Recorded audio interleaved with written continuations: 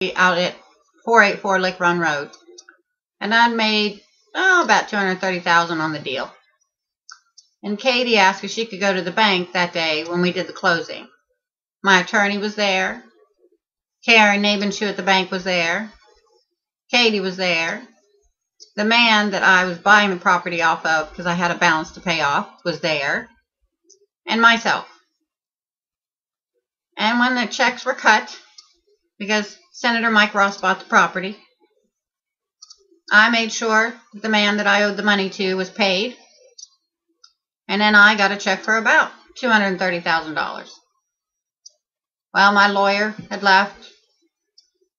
The man from Virginia who I got the property from was paid, and he had left. And that left Katie, Karen, and me at the bank. Well, that check was sitting on Karen's desk because she was going to put it in my account. And Katie looked at that check, and I was standing right there. And if you ask Karen Nabenshoe, she'll tell you the same thing. Katie saw that check, and she slid it across the desk. And her eyes got great big. It was like Christmas to her. And now that I reflect on it, I could see how her wheels were turning. Because subsequently after that, I guess it was, I don't know. I'd have to look up the dates to be sure. But I don't think it was much more than a month. Maybe a little longer, but I don't think much longer. I had a vehicle accident. I'd gotten T-boned. In town. I was out yard sailing. Well, the ambulance came. I had to go to the hospital. You know, while we're at the hospital, our respiratory therapist calls us and tells my husband that my mother's feeding tube had burst. So my husband had to go in an ambulance with my mother to Morgantown. Well, Katie volunteered to stay with me at the house because they didn't want me being left alone after just being in an accident that day. And I will let you know that while I was at the hospital, I had CAT scans. And I was checked over thoroughly in x-rays and things to make sure that I was okay. And I did bump my head a little bit on the side of the window when the car T-boned me in the side. And then I did have a nasty burn on my chest from my seatbelt. But other than that, and being sore, I was fine. So Katie's staying at the house with me. First night, I admit, I was hurting pretty good, and I didn't want to sleep. But she stayed 4 or 5 days with me at the house, while my husband was down in Morgantown with my mom. And I don't take pills. Honey, I don't even take an aspirin. I don't drink, but I do smoke cigarettes. Well, during those days, people tried to come to see me at the house, and Katie wouldn't let them see me. And then I noticed the second day, I was feeling funny. You know, like really out of it, and I don't know, it's like I couldn't even articulate a conversation. I just felt like I was really like buzzed or high or something. It was really strange. And Katie was the one bringing my food and my tea and cookies and things to me. And the first day, I said to her, Katie, you didn't put any medicine in my food, did you? Any pain medicine or anything, did you? No. I said, good, because I don't take pills, and I don't want any pills. I don't want any medication. I'll take hot baths, and I'll get over this myself. Well, the second day or third day that she was there, each day I'm getting a little higher, by the way. I'm feeling a little wilder and wilder. You know what I mean? I am stoned. Something was wrong.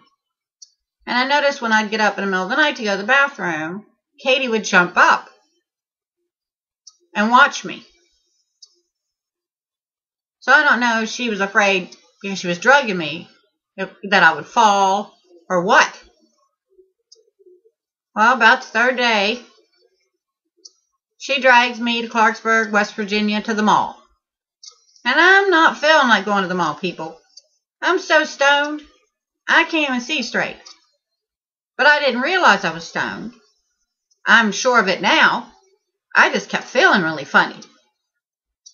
So we're at the mall, and she's shopping, and we're in Marshall's, apparently.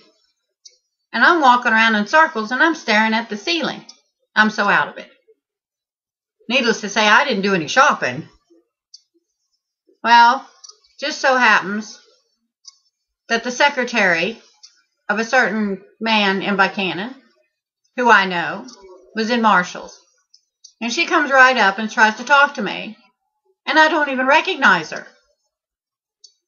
And I knew her well. I'm so out of it, I couldn't even focus on this woman to recognize who she was and that she was even talking to me. So then Katie takes me home. The next day I get up. I'm still feeling really funny. I can't talk. I can't make 2 and 2 to make 4. Honey, I can barely walk. And she takes me to my bank. And she takes me into Karen Navenshoe. And I'm so high, I'm telling you, I couldn't even breathe. I felt that funny. So I kept going outside, trying to get air. And I kept wondering, what is wrong with me? Why am I feeling this high? And why? And I knew I hadn't taken anything. So I thought, was there something wrong with my brain? What, did that accident do something to me? I had no idea what had happened to me. So I kept going outside, though, because I was so high. Meanwhile, Katie's in the bank with Karen Navenshoe. And she's getting Karen to pay all of her credit card bills.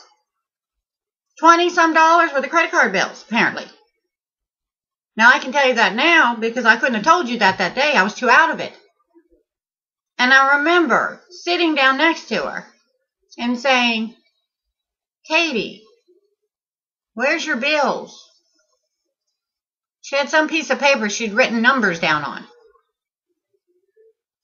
And then I'm seeing what she's paying with my money.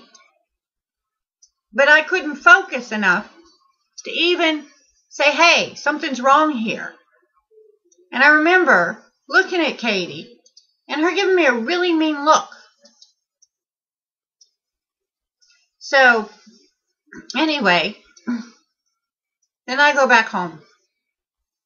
And I was so confused. I couldn't figure out what the hell was going on. So, then my husband comes home. I do remember calling my husband while I was in Morgantown and begging him to let me come to Morgantown because I was frightened. And he kept telling me, no, you've been in a car accident. You don't need to be traveling. The doctors don't want you traveling, blah, blah, blah. So he comes home finally, and Katie leaves. I'll tell you what, it took another 4 days before my head cleared. And then I knew something was up. I knew something was wrong.